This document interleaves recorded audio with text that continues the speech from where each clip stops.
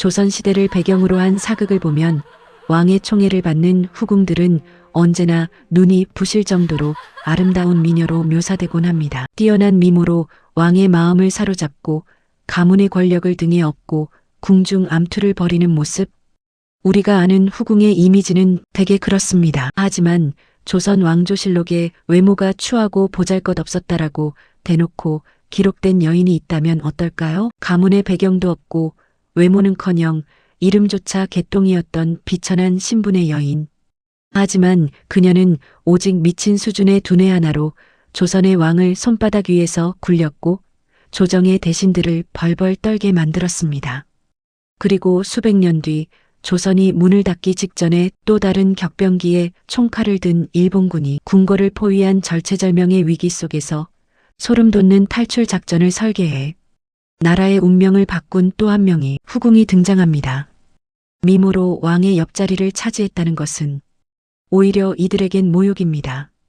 오늘날로 치면 서울대 들어갈 두뇌로 궁궐에 들어와 조선을 들었다 놓았다 하던 천재 지략가들. 오늘은 실록이 숨겨둔 진짜 뇌색 후궁들의 소름 돋는 비하인드 스토리를 추적합니다. 조선 제15대 왕 광해군을 얘기할 때면 절대 빼놓을 수 없는 이름이 있습니다. 바로 상궁 김계시. 그녀의 본명은 김계똥. 천민 출신의 나인으로 궁에 들어온 그녀는 애초에 미모로 승부를 볼 수 없는 조건이었습니다. 선조실록 1606년 기록에는 그녀를 이렇게 평가합니다. 나이가 들었으나 용모는 피출, 못생기고 보잘것없음.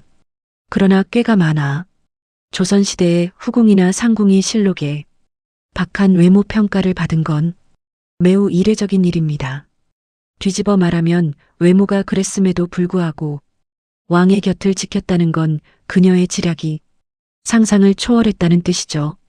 그녀의 천재성은 인물 분석과 심리전에서 빛을 발했습니다. 변덕스럽고 의심 많기로 유명했던 선조의 성격을 완벽하게 파악해 그의 눈과 귀가 되었고, 선조가 세자였던 광해군을 버리고 다른 아들에게 왕위를 물려주려 하자 본능적으로 판을 읽었습니다.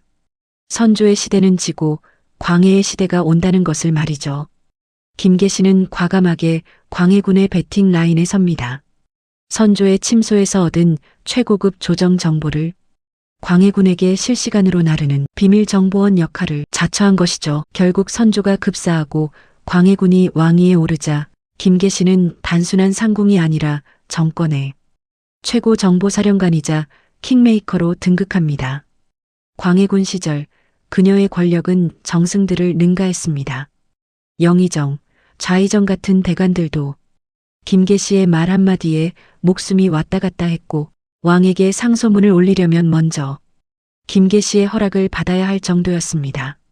궁궐 안팎의 모든 정보망을 장악한 비선 실세의 탄생이었습니다. 하지만 천재의 몰락은 생각보다 잔인하고 또 기묘했습니다. 광해군 말기 명나라와 후금 사이의 외교적 위기와 국내 정치가 파탄나며 정권이 흔들리자 김계시의 머리는 다시 한번 빠르게 굴러가기 시작합니다. 그리고 여기서 역사상 가장 소름 돋는 미스터리가 발생합니다. 능양군 훗날 인조 세력이 반정을 준비한다는 첩보가 광해군에게 수차례 보고되었습니다. 하지만 그때마다 이 정보를 중간에서 컷하고 별일 아닙니다 라며 광해군의 눈을 가린 인물이 바로 김계시였습니다. 그녀는 정말 반정이 일어날 줄 몰랐던 걸까요? 최고의 정보 통제관이었던 그녀였는데 말입니다. 역사학자들 사이에서는 김계시가 이미 광해군의 침몰을 예견하고 자신의 생존을 위해 반정 세력과 손을 잡고 일부러 침묵했다는 설이 유력하게 제기됩니다. 즉, 왕을 갈아치우는 판까지 자신이 설계하려 했던 겁니다. 비록 반정 세력에게 배신당해 이슬로 사라졌지만 외모도 배경도 없던 천민 출신의 여인이 오직 두뇌 하나로 한 시대를 지배했던 이야기. 김계시는 조선 역사상 가장 위험하고 똑똑했던 막후 정치가였습니다. 김계시가 사라진 지 수백 년 후 조선 왕조의 문이 닫히기 직전인 구한말, 나라의 운명이 그야말로 바람 앞에 등불 같던 시기에 또 한 명의 천재적인 뇌색 후궁이 등판합니다. 이번엔 권력 암투가 아니라 일본의 총칼로부터 나라를 구하기 위해 머리를 쓴 여인. 바로 고종의 후궁, 순원 황기비, 엄상궁입니다.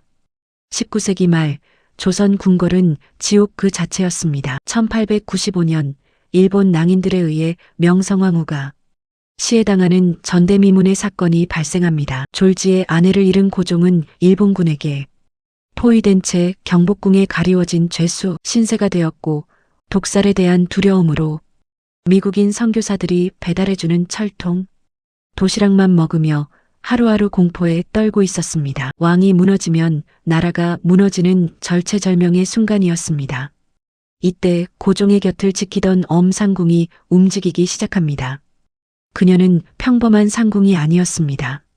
명성황후 생전에도 뛰어난 정무 감각 때문에 경계 대상이 되어 궐 밖으로 쫓겨났을 만큼 머리가 비상한 인물이었죠. 엄상궁은 판단했습니다.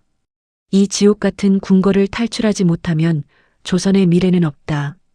그리고 그녀는 러시아 공사관, 그리고 궐 밖에서 은밀히 움직이던 칠러 세력과 이어지는 핵심 연결고리가 되어 역사상 가장 대담한 비밀 구출 작전 아관파천에 깊숙이 관여하게 됩니다. 작전명은 아관파천. 왕과 세자를 러시아 공사관으로 탈출시키는 스파이 작전이었습니다. 철통 같은 일본군의 감시망을 뚫기 위해 이때 궐 안팎을 잇던 이들이 낸 아이디어는 맹점을 찌르는 것이었습니다. 매일 이른 새벽에 물건을 나르던 엄상궁에 가마가 그 위장막이 되어주었습니다. 일본군들은 가마가 행차할 때마다 저 가마는 엄상궁이 자기 물건을 나르는 가마이구나 하고 방심하게 되었습니다. 그리고 마침내 작전 당일인 1896년 2월 11일 새벽, 두 대의 가마에 고종과 세자가 각각 오릅니다. 숨이 막히는 긴장감 속 대담한 배짱과 가마가 침착함으로 문을 일본군의 감시를 통과하려는 순간 완벽하게 뚫어낸 순간이었습니다. 일본군 초소의 한 명의 감시병들이 여인이 대담한 가마를 배짱과 막아섭니다. 침착함으로 그 일본군의 감시를 일촉즉발의 완벽하게 순간 뚫어낸 순간이었습니다. 엄상궁은 한 명의 눈 하나 여인이 깜짝하지 대담한 않고 배짱과 침착함으로 대담하게 일본군의 감시를 감시병들 앞을 완벽하게 뚫어낸 가로막고 순간이었습니다. 나섰다고 한 명의 전해집니다. 여인이 대담한 배짱과 결국 침착함으로 감시병들은 일본군의 기세에 감시를 눌려 완벽하게 뚫어낸 가마 안을 순간이었습니다. 확인하지 못했고 한 명의 여인이 고종은 대담한 무사히 배짱과 러시아 침착함으로 공사관으로 일본군의 감시를 탈출하는 데 완벽하게 뚫어낸 성공합니다. 순간이었습니다. 한 명의 여인이 대담한 배짱과 침착함으로 일본군의 감시를 완벽하게 뚫어낸 순간이었습니다. 탈출 이후 엄상궁은 고종의 가장 신임받는 정치적 조언자가 됩니다.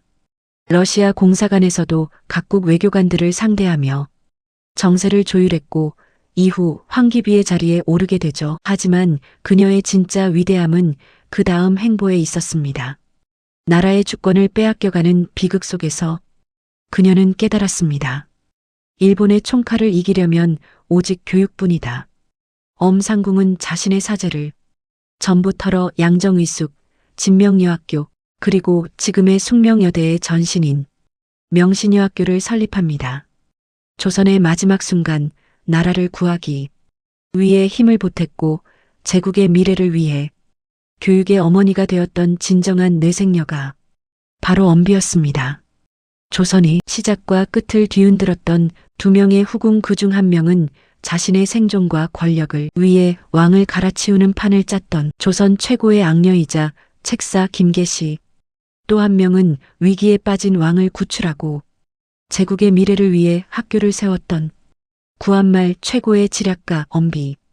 두 사람의 삶의 목적과 역사적 평가는 완전히 극과 극으로 갈리지만 한 가지 확실한 사실이 있습니다. 이들은 사극 속 이미지처럼 단순히 미모로 왕의 환심을 사권력을 쥐었던 나약한 여인들이 아니었다는 점입니다. 누구보다 시대를 정확히 읽었고 남자들이 가득한 조정과 세계, 열강의 틈바구니 속에서 자신만의 두뇌로 판을 주도했던 천재 정치가들이었습니다. 만약 여러분이 이 거대한 역사의 소용돌이 한가운데 있었다면 과연 이들처럼 판을 뒤집는 지략을 발휘할 수 있었을까요? 오늘 소개해드린 두 인물 중 여러분의 마음을 더 사로잡은 천재 지략가는 누구인가요? 댓글로 의견을 남겨주세요. 오늘 영상이 흥미로우셨다면 구독과 좋아요, 알람 설정 부탁드립니다.